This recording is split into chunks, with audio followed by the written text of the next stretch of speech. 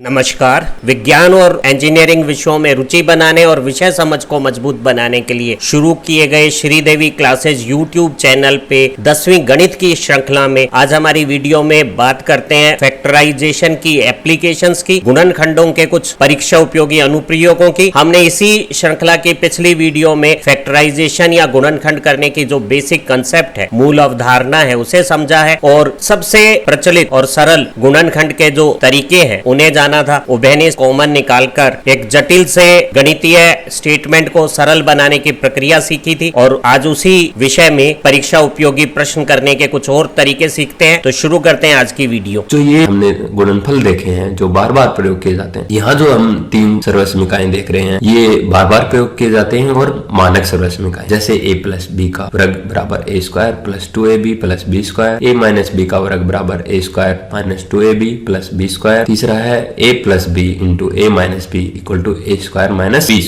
अब चलिए हम तीसरे तरीके के सवाल देखते हैं जिसमें हम सर्वसमीकाओं का प्रयोग कर गुणनखंड ज्ञात करना सीखेंगे। मान लीजिए हमें कोई बहुपद दिया गया है 9x square minus 16y square. तो हम पाते हैं जो दो पद है 9x स्क्वायर और 16y स्क्वायर, इनमें कोई भी उभयनिष्ठ नहीं है और दो ही पद है तो हम अलग अलग नहीं बना सकते। तो हम क्या करेंगे, हम चेक करेंगे कि कौन सी सर्वसमीका इस पर लागू हो रही है। हम पाते हैं कि नेगेटिव चिन्ह है तो हम देखते हैं कि नेगेटिव चिन्ह हमारे दो सर्वसमीकाओं में आता है, एक तो a square minus 2ab plus B square equal to a minus B का होल स्क्वायर, या a square minus B square equal to a plus B into a minus B, कि यह हमारी सर्वसमीका a square minus B square से मिलता जुलता। हम जो 9x स्क्वायर है उसे लिख सकते हैं 3x का होल स्क्वायर, क्योंकि 3x को 3x से गुणा करेंगे तो हमारे पास आएगा 9x स्क्वायर। और 16y स्क्वायर है, इसे लिख सकते हैं 4y का होल स्क्वायर। 4y को 4y से गुणा करेंगे तो हमारे पास 16y स्क्वायर। तो हम देखे थे ये देखो सर्वसमीका a square minus B square की तरह बन गया, तो सर्वसमीका a square minus B square equal to a plus B into a minus B का प्रयोग करेंगे।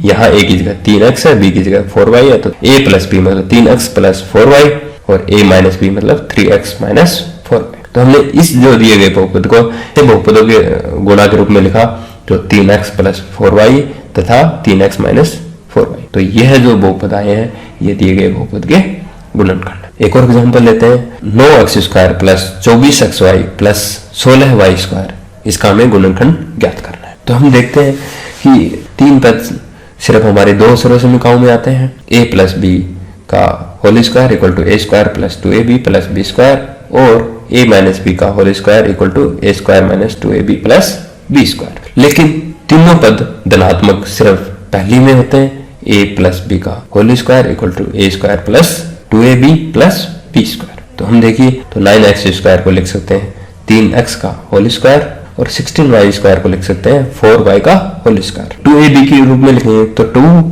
3x into 4y। तो हम देखते हैं 2 को 3 से गुणा करेंगे तो 6 को 4 से करेंगे 24, तो 24 और x को y से करेंगे y। तो हम जो ऐसा बहुपद है उसे 3x का whole square plus 2 into 3x plus 4y plus 4y का होल स्क्वायर के रूप में लिख सकते हैं। यह सर्वसमीका a square plus 2ab plus B square equal to a plus b का होल स्क्वायर की तरह, इसे हम a प्लस बी का होल स्क्वायर की तरह लिख सकते हैं। तो a की जगह 3x है तो 3x प्लस b की जगह 4y है तो 4y का होल स्क्वायर। तो जो दिया बहुपद है हमने उन्हें 3x plus 4y into 3x plus 4y के रूप में लिखा। तो हम कह सकते हैं कि जो दिया गया बहुपद है उसके दोनों गुणनखंड समान है और उनका मान 3x प्लस 4y है। एक और एग्जांपल लेते हैं, x की पावर 6 माइनस 8 x की पावर 3 प्लस 16। हमने देखा तीन पद है और तीन पद सिर्फ दो पहली सर्वसमीकाओं में होते हैं और इसमें ऋणात्मक चिन्ह है तो ऋणात्मक चिन्ह सिर्फ एक में होता है। a square minus 2ab plus B square equal to a minus B का होल स्क्वायर। तो हम उस सर्वसमीकाओं की तरह इसको बनाते हैं। तो x की पावर 6 को हम लिख सकते हैं x की पावर 3 का वर्ग और 16 को लिख सकते हैं 4 का वर्ग और जो 8x क्यूब है उसे हम लिख सकते हैं 2 इंटू एक्स क्यूब इंटू 4। तो 2 और 4 को गुणा करेंगे तो 8 और x क्यूब को x क्यूब, तो हम जो दिया गया बहुपद है उसे ऐसे और सर्वसमीका का प्रयोग करेंगे a square minus 2ab plus B square, तो इसे लिख सकते हैं a माइनस बी का होल स्क्वायर। तो a की जगह यहाँ x की पावर 3 है और b की जगह 4 है तो x की पावर 3 माइनस 4 का वर्ग। तो जो दिया गया बहुपद है उसके दोनों गुणनखंड समान होंगे और उनका मान होगा x³ माइनस 4। चलिए एक और एग्जांपल देखते हैं। x की पावर 4 प्लस x² प्लस 1, यह सर्वसमीका a² plus 2ab plus b² equal to a plus b का होल स्क्वायर की तरह मिलता है। लेकिन यहाँ 2 किसी भी पद में नहीं है, तो हम सीधा सर्वसमीका का प्रयोग नहीं कर सकते। तो हम दिया गया बहुपद है उसमें x² जोड़ देते हैं और x² घटा देते हैं, तो दिए गए बहुपद पे कोई प्रभाव नहीं पड़ेगा। हम पाते हैं कि जो x² है और ये x² जोड़े तो ये 2x² होता है। तो हमने इसे लिखा कि x की power 4 plus x² plus 1 plus x², इसे साथ लिखा माइनस x², और यहाँ सजातीय पद है x² दोनों जुड़ेंगे तो 2x²। अब हम पाते हैं यह सर्वसमीका आपकी a² plus 2ab plus b² की तरह। तो यहाँ लिख सकते हैं x² का स्क्वायर प्लस इसे 1 का स्क्वायर लिख सकते हैं, इसे लिख सकते हैं 2 इंटू x² इंटू 1। तो यह आ जाएगा a² plus 2ab plus b² equal to a plus b का होल स्क्वायर। a यहाँ x² है और b यहाँ 1, तो हमने लिखा a प्लस b का होल स्क्वायर। तो a की जगह x², b की जगह 1, तो x² प्लस 1 का होल स्क्वायर और माइनस x²। तो हम पाते हैं यह a² माइनस b² सर्वसमीका की तरह है। तो हम इसे लिख सकते हैं a² minus b² equal to a plus b into a minus b। a की जगह x² प्लस 1 है, b की जगह x है, तो हमने लिखा a plus b x² plus 1 plus x और a minus b x² plus 1 minus x। तो जो दिया गया बहुपद है उसे हमने x² प्लस 1 प्लस x और x² प्लस 1 माइनस x के गुणा के रूप में लिखा, और यही दोनों जो बहुपद है ये दिए गए बहुपद के गुणनखंड होंगे। अब चलिए चौथे मेथड पे आते हैं या चौथे तरीके के सवालों पे आते हैं। इसमें हम मध्य पद को विभक्त करके गुणनखंड ज्ञात करेंगे। इसमें हम देखते हैं जो द्विघात बहुपद होते हैं, द्विघात मतलब जो चर संख्याएं हैं उनमें चर संख्या की जो सबसे अधिक घात है वो होगी 2। तो द्विघात बहुपद है उसका स्टैंडर्ड रूप लिखा जाता है ax² plus bx plus c। अब जो बहुपद है ax² plus bx plus c, हम देखते हैं जो पहला पद है इसमें x² का गुणांक a है, जो दूसरा पद है bx उसमें x का गुणांक b है, जो तीसरा पद है c।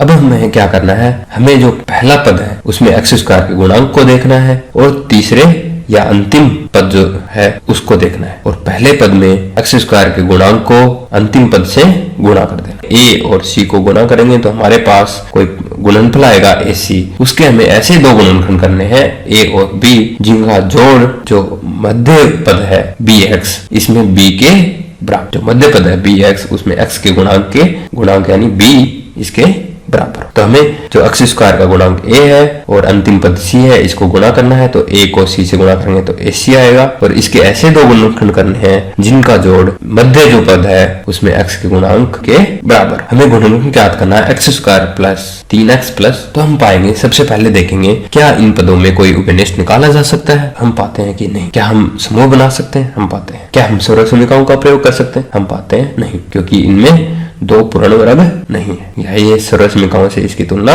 नहीं कर। तो हम फिर हमारा जो अंतिम मेथड है मध्य पद को विभक्त करके उसका प्रयोग करेंगे। तो x² प्लस 3x प्लस 2 की हम मानक रूप ax² plus bx plus c से तुलना करेंगे। तो हम पाते हैं कि जो a है यहाँ 1 है और जो b है वो 3 है और c है वो 2 है। तो गुणा करेंगे x² के गुणांक a को अंतिम पद c से, तो 1 को 2 से गुणा करेंगे तो 2 आएगा। अब हमें जो गुणनफल आया है AC इसके ऐसे दो गुणनखंड का पता करना है जिनका जोड़ 3 हो यानी x का गुणांक हो। तो 2 के गुणनखंड हम पता लगाते हैं, तो 2 के गुणनखंड 1 और 2 होते हैं, और 1 और 2 को अगर हम जोड़ें तो उनका मान आएगा 3। तो हम कह सकते हैं कि जो 2 के आवश्यक गुणनखंड है वो है 1 और 2, या हम ये कह सकते हैं कि जो 3 है 3 को हम 1 और 2 के जोड़ के रूप में लिख सकते हैं। तो जो बहुपद दिया गया था x² प्लस 3x प्लस 2 इसे हम लिख सकते हैं x² प्लस 3 को हम विभक्त करते हैं 1 और 2 जो हमारे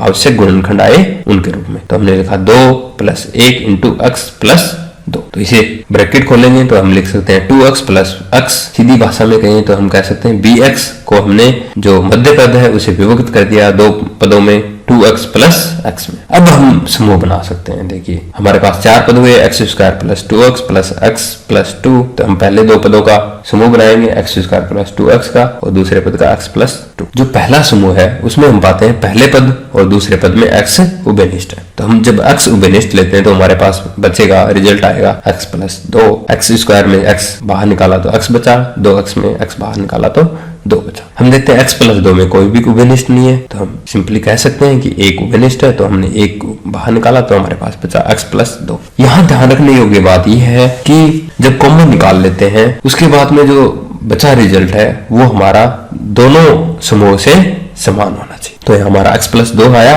और यहाँ भी x प्लस 2 आया। तो अगर समान है तो हम सही कर रहे हैं। जो दो पद हैं x इंटू एक्स प्लस 2 और 1 इंटू एक्स प्लस 2, इनमें x प्लस 2 उभयनिष्ठ है। तो हम x प्लस 2 को उभयनिष्ठ लिया और हमारे पास बचा x प्लस 1। तो हम कह सकते हैं x प्लस 2 और x प्लस 1 दिए गए बहुपद x square plus 3x plus 2 के गुणनखंड है। अब एक और एग्जांपल लेते हैं। हमें x square minus 10xy plus 24y square का गुणनखंड। हम यहाँ देखते हैं कि एक चर संख्या न होकर दो चर संख्याएं हैं, एक तो x दूसरी y। खैर हम पाते हैं कि इनमें हम उभयनिष्ठ नहीं ले सकते, हम कोई सर्वसमीका का प्रयोग नहीं कर सकते क्योंकि ये 24 पूर्ण वर्ग नहीं है। तो अब हम जो मध्य पद है उसको विभक्त करें। x square minus 10xy plus 24y square की तुलना मानक रूप से मतलब ax square plus bx plus c से करेंगे तो हम पाएंगे कि a यहाँ 1 है, b यहाँ माइनस 10y है और c यहाँ 24y स्क्वायर। और जब a और c का गुणा करेंगे तो हम पाएंगे कि हमारा गुणनफल आएगा 24y स्क्वायर। अब हमें 24y स्क्वायर के ऐसे दो गुणनखंड का पता लगाना है जिनका योग माइनस 10y। तो हम ऐसे गुणनखंड का पता लगाते हैं। चलिए 24y स्क्वायर के गुणनखंड करते हैं। तो हम पाएंगे कि 24y स्क्वायर को हम y इंटू 24y के रूप में लिख सकते हैं, या हम 2y इंटू 12y के रूप में लिख सकते हैं, या हम 3y इंटू 8y के रूप में लिख सकते हैं, या 4y इंटू 6y के रूप में। हमें ये ध्यान रखना है कि जोड़ माइनस 10y आ रहा है, इसका मतलब बड़ी संख्या नेगेटिव है, या हम कहें दोनों जो संख्याएं हैं वो ऋणात्मक है, नेगेटिव है। लेकिन हमें देखिए इन दोनों जो गुणनखंड है उनका गुणा कितना होना है 24y स्क्वायर मतलब पॉजिटिव, और जोड़ कितना होना चाहिए माइनस ऋणात्मक। तो हम कह सकते हैं कि मान्य गुणनखंड होंगे, आवश्यक गुणनखंड होंगे, वो दोनों धनात्मक होंगे ताकि उनका गुणा धनात्मक आए और उनका जोड़ ऋणात्मक आए। हम चेक करके देखते हैं माइनस वाई माइनस 24y ये तो होगा नहीं, माइनस 2y माइनस 12y ये भी नहीं होगा,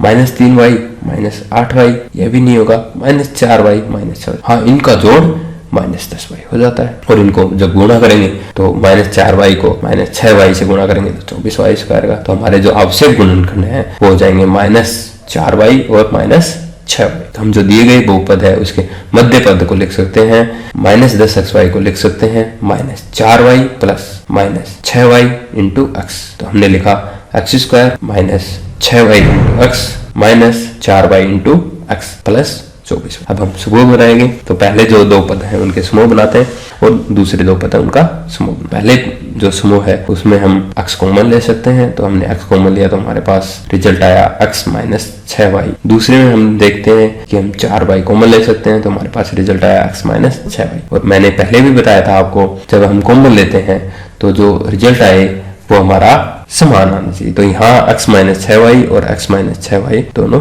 समान, तो हम सही कर रहे हैं। अब हम देखते हैं दो पद बचे, दोनों पदों में x माइनस 6y है तो हम x माइनस 6y कॉमन लेते हैं। तो इस पद में बचेगा x, इस पद में बचेगा माइनस 4y। तो हम कह सकते हैं x माइनस 6y और x माइनस 4y दिए गए बहुपद x square minus 10xy plus 24y square के गुणनखंड है। इससे अगले चैप्टर में हम बहुपदों के गुणनखंड का उपयोग जानेंगे। बहुपदों का गुणनखंड करते हुए हम उनका कैसे लघुत्तम समापवर्तक और महत्तम समापवर्तक निकाल सकते हैं। यह गुणनखंड हमारे द्विघात समीकरण है उन्हें भी हल करने में मदद करेंगे, या द्विघात व्यंजक हैं उनके शून्यांक निकालने में भी हमें मदद करेंगे। उम्मीद है कि फैक्टराइजेशन के हमारी 2 वीडियो से आपकी विषय समझ को मजबूती मिली है। गणित की ये जो मूलभूत अवधारणा है जिसे हम गणित के अन्य सभी विषयों को समझने और हल करने के लिए इस्तेमाल करते हैं, उस जानकारी से आपको दूसरे विषय भी समझने में मदद मिलेगी और हमारी परीक्षाओं में भी अच्छे अंक मिलेंगे। हमारी गणित प्लेलिस्ट की दूसरी वीडियो से आपकी परीक्षा उपयोगी तैयारी होगी। आप अच्छा पढ़ेंगे, तरक्की करेंगे, अच्छा समय गुजरे। Happy learning.